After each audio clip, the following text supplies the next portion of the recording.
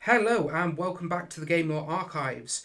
We are back discussing the settings and lore in the Diablo series of both the games, books, comics and everything else Diablo out there. So as always, hit the subscribe button to get back to us as soon as we get a new one out. We love to know you guys are behind us and see our little lore community growing.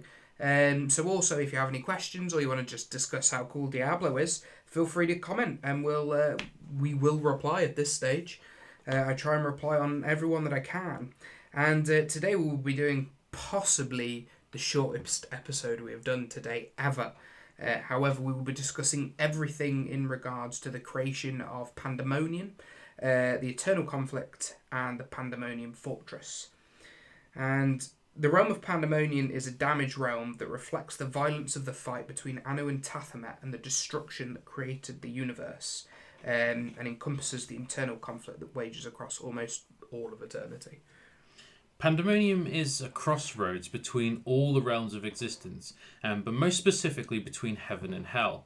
At the centre, a new land is being created, and old is destroyed at the edge, in a way very similar to the Earth's tectonic plates. This creates an endless loop of creation and destruction, and causes the landscape to shift. It's like a treadmill. Pretty much, a giant treadmill. The realm, which is chaotic and vast, does have natives that live there, and that must be wary to survive the crazy place. They're not humans, as humans could not survive there, but they are actually called Titans. Which we know absolutely nothing about. There's nothing in lore. I don't even think we fight them, do we, in Diablo 3? Or do you fight them? So there's a theory that in Diablo 3, when you fight Cadia, the spider, those huge things that she's got chained up could be Titans. Okay. But it's literally as loose as that. It's So we might have possibly seen some that aren't in Pandemonium, but we definitely haven't seen any in Pandemonium. No. Okay. And the other things that live in Pandemonium are the ancient beasts that live there, which feed on the occasional prey and residue magic. The most impressive of these is the Realm Walker, a huge lumbering creature who can hide underground. When hidden, a portal opens up on its head, and it said anyone who wanders through the portal will never be seen again.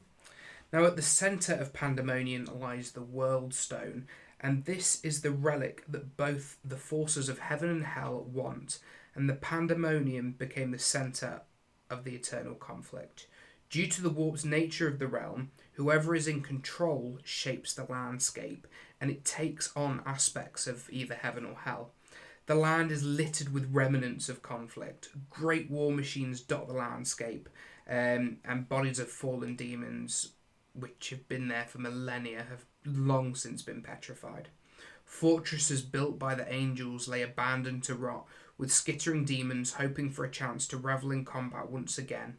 There are time traps holding demons in place. Frozen and unaware, the battle around them has come to all but a halt. And at the heart of this warped realm lies the incredible Pandemonium Fortress. This was not here originally, but Tyrael ordered it to be built around the World Stone in order to protect it from the forces of hell. Like the realm in which the fortress sits, it also takes on changes based on who has control over it, as it has aspects of both heaven and hell. There are also multiple outposts throughout the realm kept by both forces. As mentioned before, Pandemonium is the centre stage for the eternal conflict, the great war between the hosts of heaven and the legions of hell, which has raged since beyond time. When Anu shed its unwanted traits and then had to fight against them in the form of Tathamet, the conflict began. The World Stone is what the armies are fighting over in Pandemonium, as with it, each side can create worlds to their taste. Which we'll go into a bit more detail next episode. The eternal conflict can swing from one side to the other. The angels have chased the forces of hell to the gates of their realm, and demons have all but pushed the angels back to theirs. As long as both sides want domination of creation, there can be no victor, and both sides grapple for any advantage over the other. There were a group of angels and demons who saw the futility of the struggle, stole the World Stone and hid it from both demons and angels, and this caused the conflict to grind to almost a halt, while both sides sought their prize. And however short you think this episode is, that literally sums up everything we know about Pandemonium and the eternal conflict. It's just an ongoing war in a crazy realm, and that's about it. But it's so important, it does need its own episode. But thanks ever so much for joining us. Check back in a couple of weeks for a longer episode, which will also cover the events of this world stone being stolen. And we look forward to seeing you then, guys. Thanks very much.